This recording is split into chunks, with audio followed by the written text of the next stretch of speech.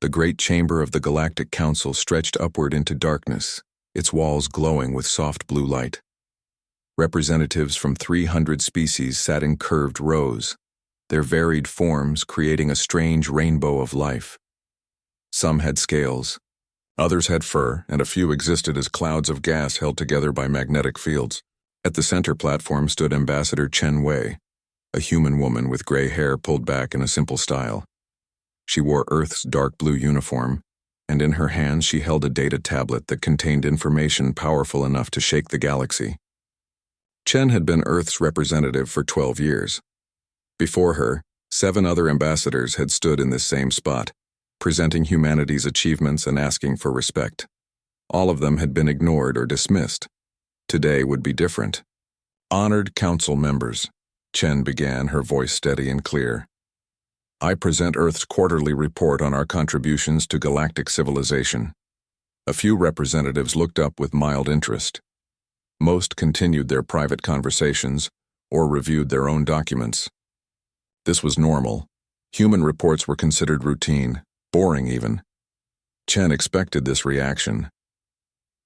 In the past 3 months, human scientists have developed a new medical nanite that can repair cellular damage from radiation exposure.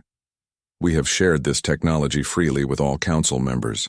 She paused, displaying images of the microscopic machines on the chamber's main screen. These nanites have already saved 17,000 lives across the Krill homeworld after their industrial accident. Counselor Vexthor, a being that looked like a massive praying mantis with purple exoskeleton, made a clicking sound that translated as mild approval. Adequate work for a young species, his translator chip announced. The Krill thanked the council for its assistance. Chen's jaw tightened slightly, but she continued. Human engineers have also redesigned the fusion core specifications used in Class 7 stations. The new design is 40% more efficient and reduces dangerous plasma leakage by 92%. We estimate this will save the council approximately 2 trillion credits annually in maintenance costs. How industrious, said Counselor Janine, a floating jellyfish-like creature from the water worlds. Her tone suggested she was already bored. Chen moved to her final point, the one she had been building toward. Additionally, human agricultural specialists have solved the protein synthesis problem affecting the Andorian grain crops. 14. Colony worlds will now meet their food production targets. Famine has been prevented. She stopped and looked around the chamber. A few nods of acknowledgement. No applause. No real recognition. It was exactly what she expected. Earth now formally requests consideration for a permanent seat on the Security Council. Our contributions over the past 183 years demonstrate our commitment to galactic peace and prosperity. This request had been made 17 times before. Each time it was denied. Counselor Vexthor stood, his tall form casting a shadow across the platform. The Security Council is reserved for elder species who possess the wisdom of ages. Humans are talented, yes. You are excellent technicians and workers, but you lack the philosophical depth required for true leadership. Perhaps in another 1,000 years, when your species has matured, we can revisit this discussion. Scattered agreement rippled through the chamber. Some species even chittered or hummed their approval of Vexthor's words. Chen stood very still. She had prepared for this moment for 3 years. Back on Earth, the decision had already been made by the Global Assembly. They had given her one final chance to appeal to the Council's reason. That appeal had just failed. I see, Chen said quietly. She tapped her tablet, and a new display filled the chamber's screens. Before I respond to Counselor Vexthor's statement, I would like to share some additional information with the Council. Numbers began appearing on every screen. Charts, graphs, statistical analyses that had taken human researchers decades to compile. In the 183 years since Earth joined the Galactic Council, humans have registered 67% of all new technological patents. We have provided 82% of medical breakthroughs. We have led 91% of humanitarian aid missions. We have prevented 14 wars through diplomatic intervention. We have solved 43 extinction-level crises for other species. The chamber grew quieter. Some representatives were actually reading the data now. Human labor maintains 78% of deep space stations. Human programming runs the quantum networks that process galactic financial transactions. Human engineers designed the current FTL relay system that allows instant communication across the galaxy. Human teachers staff 40% of Council educational facilities. Counselor Vexithor waved a clawed hand dismissively. These numbers prove our point. Humans are excellent servants of the Council's vision. Something changed in Chen's expression. The diplomatic mask she had worn for 12 years finally cracked. Not into anger, but into something colder. Resolution. I am not presenting these numbers to boast, Counselor. I am presenting them so the record is clear about what happens next. She touched her tablet one final time. Effective 30 days from this moment, Earth officially withdraws from the Galactic Council. We sever all treaties, agreements, and obligations. Humanity will pursue our own path forward. For 3 full seconds the chamber was absolutely silent. Then chaos erupted. "You cannot be serious," shouted Janine, her translucent body flashing with agitated colors. "This is madness," roared a bear-like creature from the Corvin sector. Counselor Vexthor's mandibles clicked rapidly, a sign of extreme agitation. "You would abandon your responsibilities? Your duty to galactic civilization?" Chen smiled, but it was not a warm expression. "What duty, Counselor? The duty to be taken for granted? The duty to solve your problems while being called adequate servants? The duty to watch other species take credit for our innovations?" She closed her tablet with a soft click. "No. That duty ends in 30 days. We will not accept this," Vexthor declared. "We will impose sanctions. We will—" "You will do nothing," Chen interrupted, her voice cutting through the noise like a blade. "Because you need us far more than we need you. You just never bothered to notice." She picked up her documents and began walking toward the exit. Her footsteps echoed in the suddenly quiet chamber. "Ambassador Chen," called Counselor Talwin, a reptilian being who had always been more courteous than most. "Surely we can discuss this. There must be room for negotiation." Chen paused at the doorway and looked back. For a moment, her expression softened slightly. "For 183 years, we tried discussion. We tried patience. We tried proving ourselves worthy of respect. Today I learned that some people only understand value after they have lost it. In 30 days you will begin to understand." She walked out, leaving the council chamber in stunned disarray. Behind her, the arguments began immediately. Some species demanded action. Others wanted to send diplomatic missions to Earth. A few suggested military intervention. Counselor Vexthor called for an immediate vote to condemn humanity's actions. But in the back rows, a few representatives said nothing. The Lyrians, known for their empathy and emotional intelligence, exchanged worried glances. The Corthan, whose logical minds could calculate complex probabilities, began running simulations on their portable computers. Both species were reaching the same conclusion. The galaxy had just made a terrible mistake. On Earth, in the global assembly building in Geneva, Director Sarah Okonkwo watched the broadcast of Chen's departure. Around her, representatives from every nation on Earth stood in absolute silence. Then slowly someone began to clap. Others joined. Within moments, the entire chamber was filled with thunderous applause. Chen's face appeared on the screen in a live transmission from her shuttle. "It's done," she said simply. Director Okonkwo nodded. "Then we proceed to Phase 2. Recall all human personnel from Council facilities. Begin the systematic shutdown of our external services. And Sarah, activate the defense protocols. We need to be ready for anything." The age of human patience had ended. The age of consequences was about to begin. The first crisis hit on day 5. The Centauri colonies, a cluster of mining settlements near the galactic rim, detected unusual radiation signatures in their primary settlement. Within hours, 300 workers showed symptoms of cellular breakdown. Their skin turned gray, their breathing became labored, and their organs began failing. The local medical staff recognized the signs immediately. It was cascade radiation syndrome, a deadly condition caused by exposure to exotic particles from unstable wormholes. The colony administrator sent an emergency transmission to the Council's Medical Response Center. The message was simple and desperate. Need human medical team immediately. CRS outbreak. Estimated 600 infected by tomorrow. Please respond. The response came 12 hours later. It was not what anyone expected. This is the Terran Medical Corps headquarters. We acknowledge receipt of your distress call. However, Earth is no longer a member of the Galactic Council. Our medical teams are now exclusively assigned to Earth-affiliated colonies and allied nations. We suggest you contact the Council Medical Authority for assistance. Best wishes for your recovery. The colony administrator stared at the message in disbelief. He sent 3 more urgent requests. Each one received the same polite but firm rejection. The Council Medical Authority did send a team, but they arrived 4 days later. By then, 17 people had died, and 300 more were in critical condition. The non-human doctors tried their best, but they lacked the human-designed nanites that could repair cellular damage at the molecular level. The death toll climbed to 43 before the outbreak was finally contained using older, less effective treatments. The news spread across the galaxy like wildfire. Humans had refused a humanitarian mission.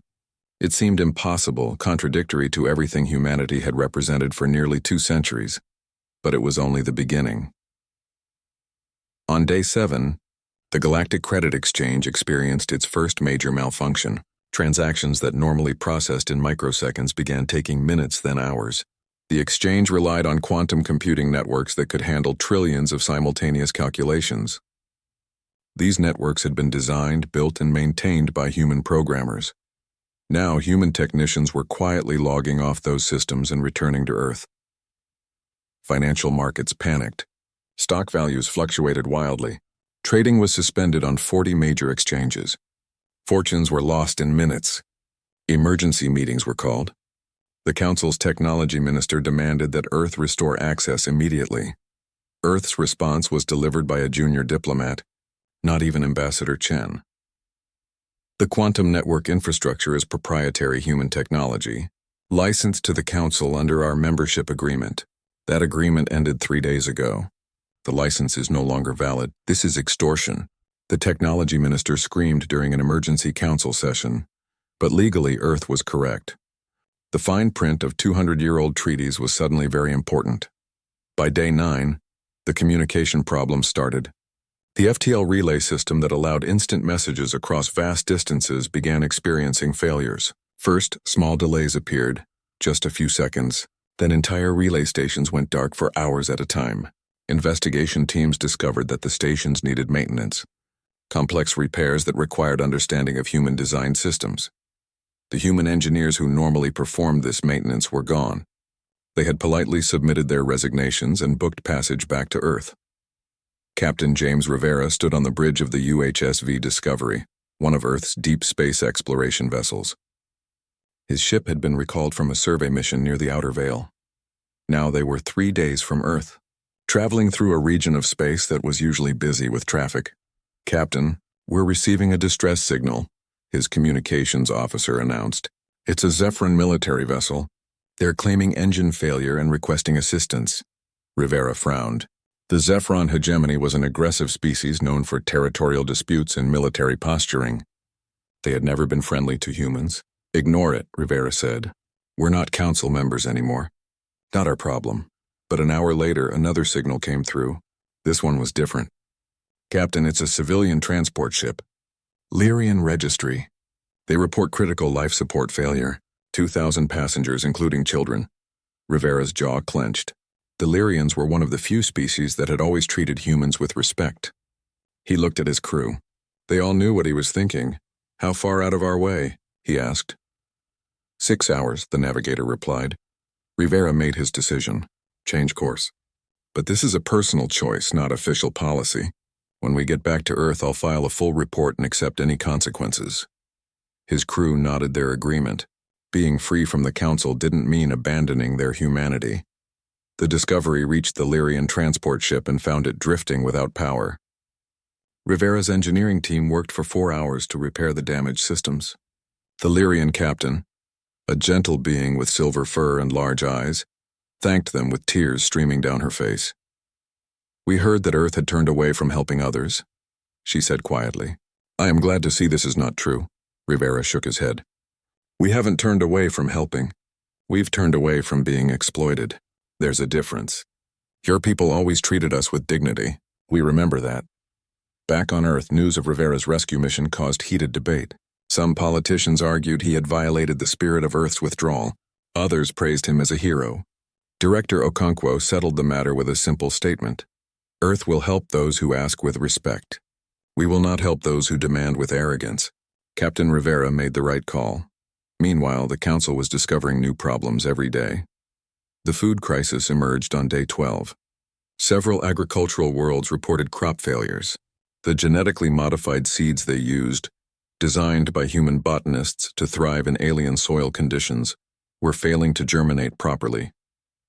Without human agricultural specialists to diagnose the problem, entire harvests were at risk. The krill, a gentle species of artists and philosophers, faced the worst situation. Their entire planet relied on a carefully balanced biosphere that humans had helped create 20 years earlier. After a natural disaster destroyed their native ecosystem, now that biosphere was showing signs of instability. Plants were dying. Water pH levels were shifting. The krill sent desperate messages to Earth asking for help. Unlike the Centauri colonists, the krill had always been grateful for human assistance. They had created monuments honoring the human scientists who saved their world. They had named parks and schools after human heroes. Earth responded differently to them. "We are sending a team of specialists to assist with your biosphere stabilization. This mission is being conducted as a gesture of friendship between our peoples, separate from any council matters." The krill wept with relief and gratitude. The contrast was not lost on other species. Some began to understand. Humanity was not abandoning the galaxy. They were simply done being treated as servants. On day 14, the first conflict broke out. The Zephyron hegemony, emboldened by the Council's obvious disarray, attacked a mining facility in disputed territory.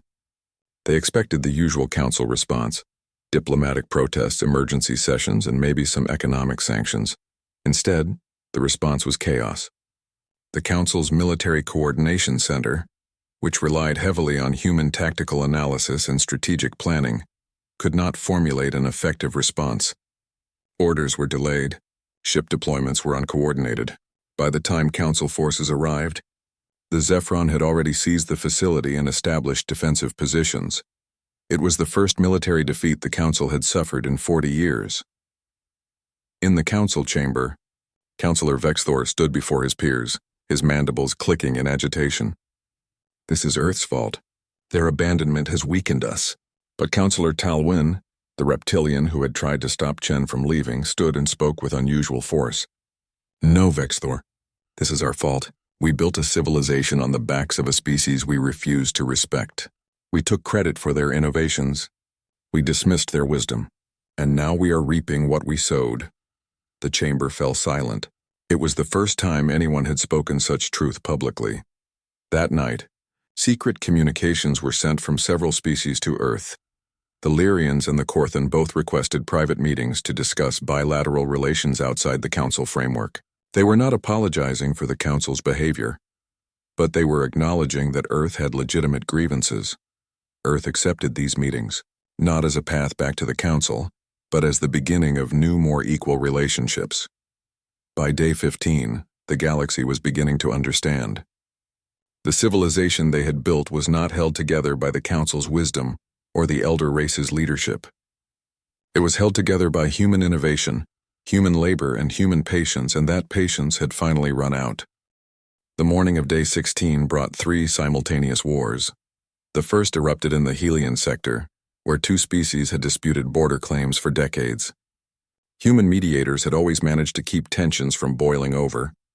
Without those mediators, old grievances flared into violence. Warships clashed near a contested moon and casualties mounted quickly. The second war started over trade routes. The Vakari Consortium accused the Plenan Collective of violating shipping agreements. Normally, human trade specialists would review the contracts and find a compromise. Instead, both sides escalated to military action within hours. The third conflict was the most troubling. A religious sect called the True Path declared holy war against the heretical crystalline communion. The Council had maintained peace between these groups for 70 years, through careful diplomatic management led primarily by human negotiators. Now thousands died in terrorist attacks across multiple worlds. Director Sarah Okonkwo watched the reports flooding into Earth's Strategic Command Center. Her face remained calm, but her knuckles were white as she gripped the edge of her desk. "They're tearing themselves apart," her deputy said quietly. "Yes," Okonkwo replied, "and they still don't understand why." The Council held emergency sessions for 3 days straight. Arguments echoed through the Great Chamber as species blamed each other for the expanding chaos. Some accused the Zephyron of taking advantage of the crisis. Others claimed that Earth had deliberately sabotaged galactic infrastructure before leaving. A few tried to suggest that the wars would have happened anyway. Councillor Vexthor called for a vote to declare Earth a hostile entity and authorize economic sanctions. The vote failed, but only barely. 30% of council members supported it. The galaxy was fracturing. On day 19, the food situation became critical. The crop failures that began as isolated incidents had spread to 14 agricultural worlds. Billions of beings faced food shortages. The Council's emergency food reserves, managed by human logistics experts, were now inaccessible because no one else understood the inventory systems. The Andorian colonies, which fed much of the inner sectors, sent a desperate transmission directly to Earth's global assembly. Unlike the arrogant demands of the Council, this message was humble and direct. "We are starving. We do not demand your help. We ask if there is any way we might purchase agricultural assistance. We can pay in raw materials, cultural artifacts, or labor.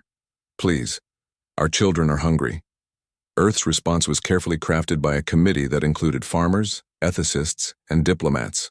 "We will send agricultural specialists to assist with your crop crisis. Payment is not necessary. However, we ask that you publicly acknowledge that this assistance comes from Earth as an independent nation, not as a council action." The Andorians agreed immediately. When human specialists arrived, they were greeted as saviors. The contrast with the council's neglect was stark and deliberate. Other agricultural worlds watched and learned. Within days, 7 more colonies sent similar requests directly to Earth, bypassing the council entirely. Each time Earth helped, and each time, the species publicly thanked humanity while implicitly criticizing the Council's failure to respond. The political implications were enormous.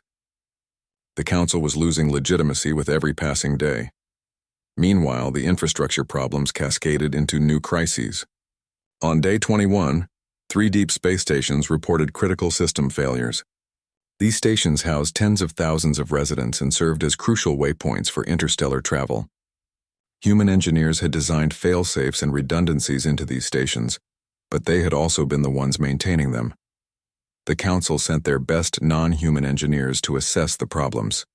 After 2 days of analysis, the head engineer sent a blunt report. "These systems are beyond our expertise. They incorporate human design philosophies and problem-solving approaches that we do not fully understand. We can perform basic repairs, but we cannot guarantee long-term stability. We need human assistance." The Council faced an impossible choice. They could evacuate the stations, which would cripple galactic commerce. They could risk catastrophic failures that might kill thousands. Or they could beg Earth for help.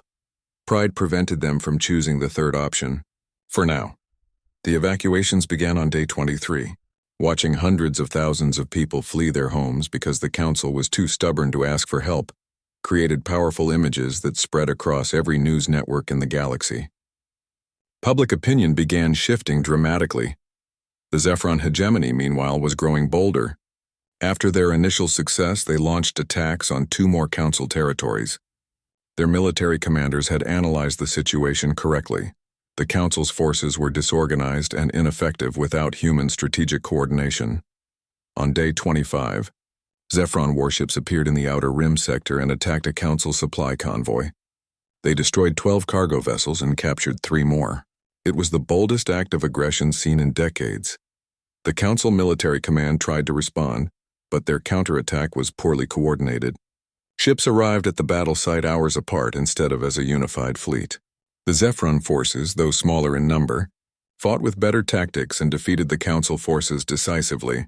It was a humiliation that the Council could not hide. Captain Rivera, who had just delivered supplies to the Lyrian worlds, watched the battle reports with his senior officers. "They're fighting like amateurs," his tactical officer observed. "No coordination, no adaptive strategy. It's like watching people who learned warfare from textbooks but never actually understood it." Rivera nodded grimly. "That's because humans wrote those textbooks and then implemented the strategies for them. They never had to learn how to actually do it themselves." On Earth, the debates intensified. Some politicians argued that humanity had a moral obligation to help stop the Zephyron aggression. Others insisted that the Council needed to learn this lesson, no matter how painful. Director Okonkwo addressed the Global Assembly with characteristic bluntness. "We are not responsible for the Council's military failures. For 183 years, we provided strategic planning, tactical analysis, and coordination services.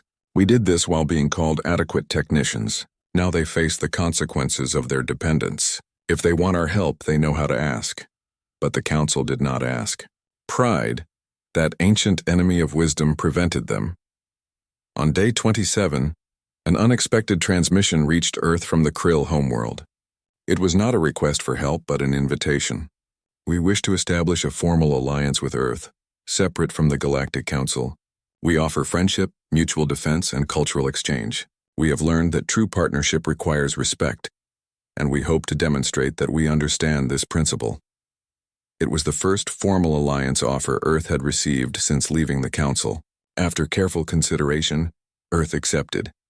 The symbolism was powerful. The Krill, a species that humanity had saved from extinction, were now standing beside Earth as equals. The message to the rest of the galaxy was clear. This is what respectful partnership looks like. Within 3 days, the Lyrians and Korthan sent similar proposals. They wanted bilateral agreements with Earth independent of the Council. They acknowledged past mistakes and proposed new frameworks based on mutual respect. A journalist named Kickstar, a Korthan with a reputation for fearless reporting, began investigating the history of human contributions to galactic civilization. What he discovered shocked even him. For decades, Council records had systematically downplayed or erased human contributions. Innovations created by human scientists were credited to Council research teams. Diplomatic successes achieved by human negotiators were attributed to Council wisdom. Military victories won through human strategy were celebrated as proof of the elder race's leadership. It was a comprehensive campaign of historical revisionism that had lasted for generations. Kickstar published his findings in a massive report titled "The Human Question: How the Galaxy Built Itself on Stolen Ingenuity." The report went viral across every networked world. Within hours, protests erupted on dozens of Council member worlds. Citizens demanded answers. Why had they been lied to? Why had humanity's contributions been hidden? The protests grew violent on some worlds. On the Vakari homeworld, thousands of citizens surrounded the planetary government building, demanding that their leaders resign for their role in suppressing the truth. Similar demonstrations occurred on 12 other worlds. The Council chamber became a battlefield of accusations. Species blamed each other for the deception. Some claimed they had been deceived too. Others admitted they had known but said nothing. Councillor Vexthor, who had always been the most dismissive of humanity, found himself at the center of the storm. Evidence emerged that his office had deliberately altered historical records to minimize human achievements. Calls for his resignation echoed through the chamber. "I did what was necessary to maintain proper order," Vexthor declared, his voice transmitted across the galaxy. "The elder races must lead. To give humans too much credit would undermine the natural hierarchy of wisdom." His words meant as a defense became his condemnation.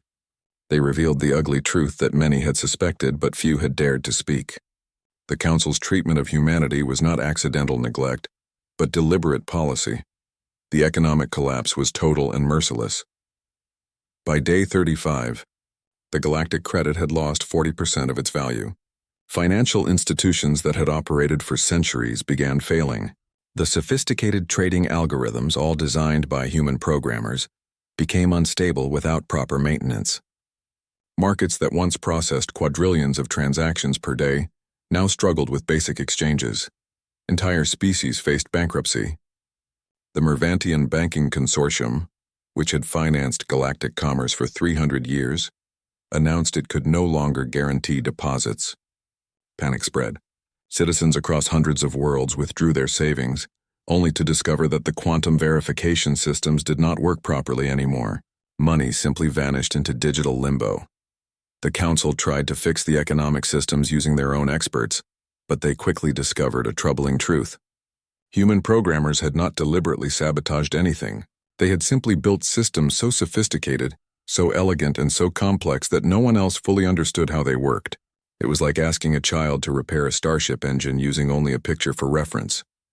On the Corvin homeworld, massive protests turned into riots. Citizens burned effigies of council leaders.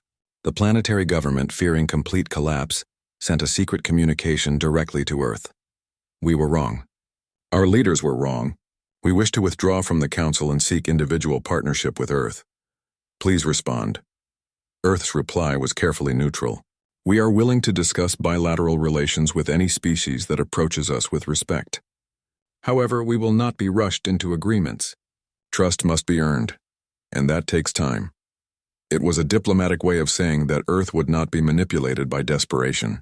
They had learned that lesson well during their council membership. By day 40, 7 species had officially withdrawn from the Galactic Council to pursue independent relationships with Earth. The Council, which had once united 300 civilizations, was fracturing into pieces. Emergency sessions became daily occurrences, but they accomplished nothing except more arguments and blame. The military situation grew worse. The Zephron hegemony, sensing the Council's weakness, launched their most ambitious offensive yet. A fleet of 200 warships attacked the Virillion system, a wealthy core world that housed 30 billion civilians.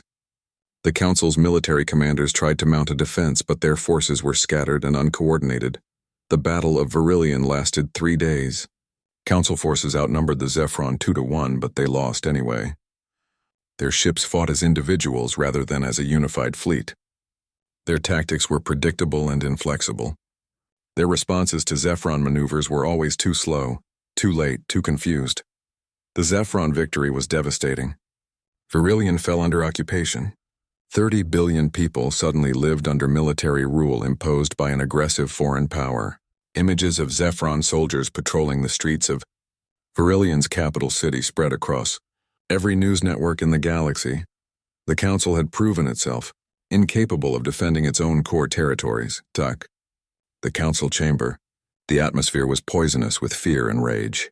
Councillor Janine, the floating jellyfish being who had once dismissed human contributions as boring, now spoke with desperation in her voice. We must ask Earth for military assistance. We have no choice. Never, Vexthor shouted, his mandibles clicking furiously. We will not beg the humans.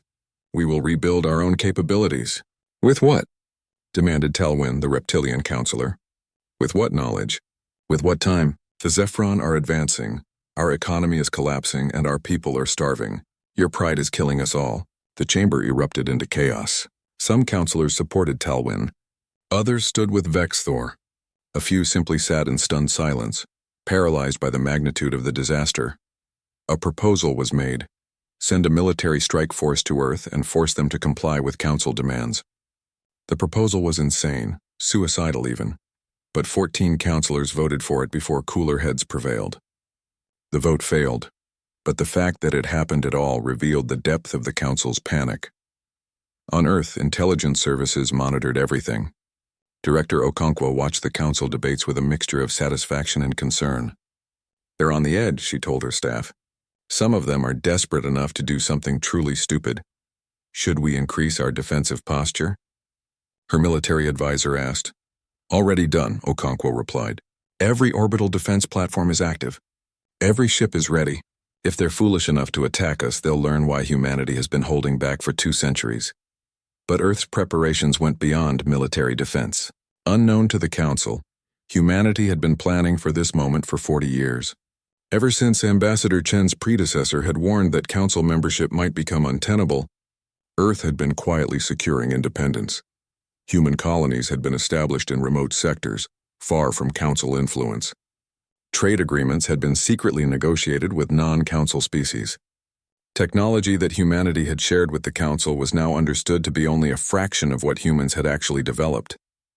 The best innovations, the most advanced designs, had been kept secret. Earth had learned from history. Never again would they be dependent on others for survival. On day 43, journalist Kickstar published a follow-up to his explosive original report. This one was titled The Architecture of Dependence: How the Council Designed Humanity's Exploitation. It detailed how, over nearly 2 centuries, the Council had systematically structured galactic civilization to maximize human labor, while minimizing human influence. The report revealed something that shocked many readers. The Council had deliberately prevented humans from forming alliances with other species. They had blocked human companies from competing in certain markets. They had established regulations that made it difficult for human culture to spread beyond Earth's colonies. All of this was designed to keep humanity useful but contained, productive but powerless. It was not conspiracy theory. Kickstar had leaked documents from Council archives that proved every claim. The protests intensified. On 18 worlds, citizens demanded that their governments apologize to Earth and seek independent relationships. On 6 worlds, governments actually fell, replaced by leaders who promised to fix the relationship with humanity. But the most dramatic change occurred among the younger species, those who had joined the Council after Earth. They began asking dangerous questions. If humanity had been exploited despite their contributions, what about us? Are we being used the same way? Who else has been building galactic civilization while the elder races take credit? The Council's legitimacy, already damaged, began to completely crumble. On day 45, something unexpected happened.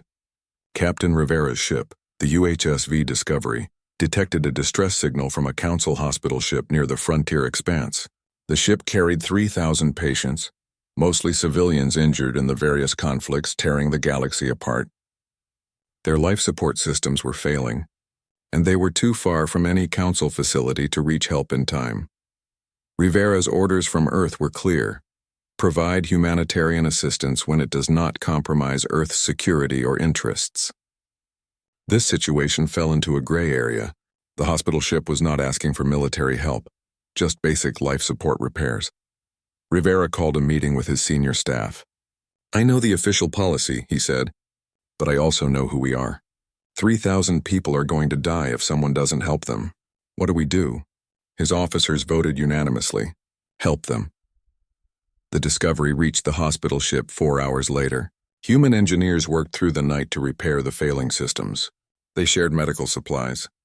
They even transported the most critical patients to the Discovery's own medical bay for treatment. The hospital ship's captain, a Doranian with long flowing tentacles, wept when Rivera refused payment. "Why?" the captain asked. "Why help us when the Council treated you so badly?" Rivera's answer was simple: "Because we're still human. That means something." News of the rescue spread quickly.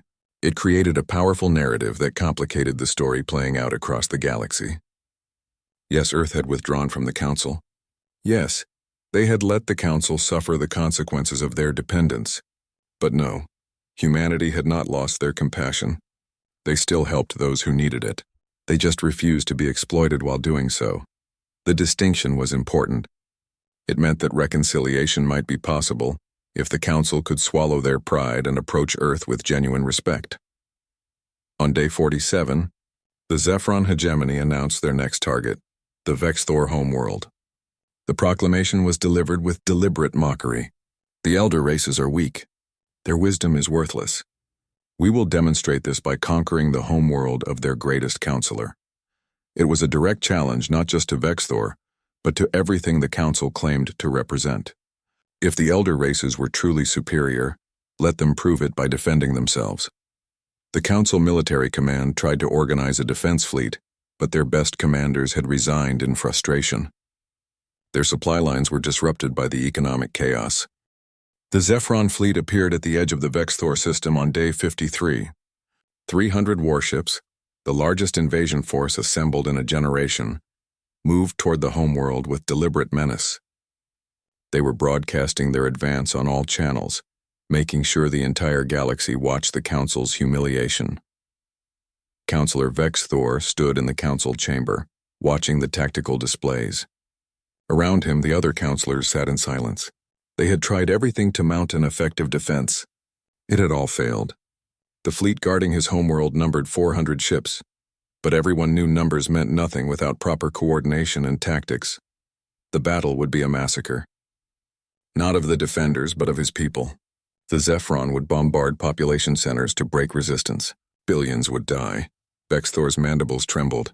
He was about to do something he had never done in his 300 years of life. He was about to abandon his pride completely. "I am going to Earth," he announced quietly. The chamber went silent. Even those counselors who had been demanding Earth's help looked shocked. Vexthor himself, the most vocal opponent of humanity, was going to beg. "You cannot," Janine said gently. "The humiliation would be too great." "The humiliation is already complete," Vexthor replied. His voice carried a weight of sadness that surprised everyone who heard it. "I humiliated myself through arrogance. I humiliated this council through blind pride.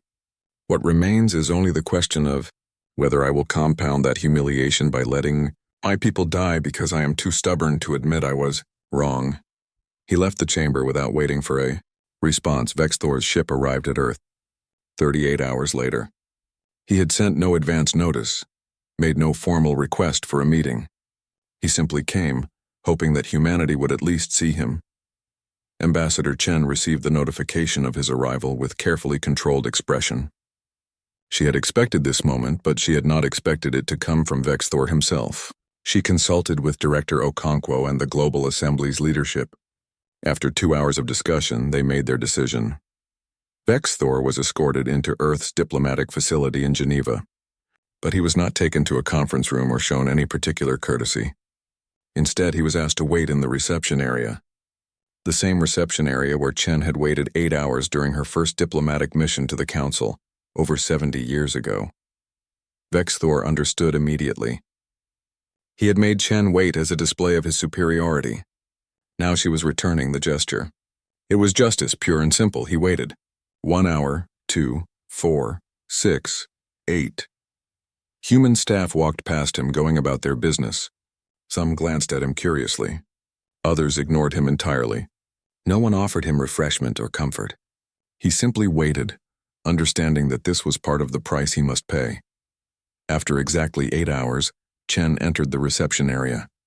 She looked older than Vexthor remembered, but her eyes were sharp and clear. She studied him for a long moment before speaking. "Counselor Vexthor," she said formally, "what brings you to Earth?" Vexthor stood, his tall form seeming somehow diminished. "I come to ask for help." "No, that is not correct. I come to beg for help. My homeworld is about to be invaded. My people are in danger. The Council cannot protect them. I have nowhere else to turn."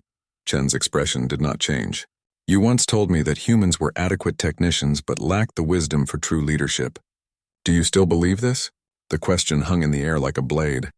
Vexthor could lie or deflect or try to minimize his past words, but he understood that this was not the time for diplomatic evasion. This was the time for truth. "I was wrong," he said simply.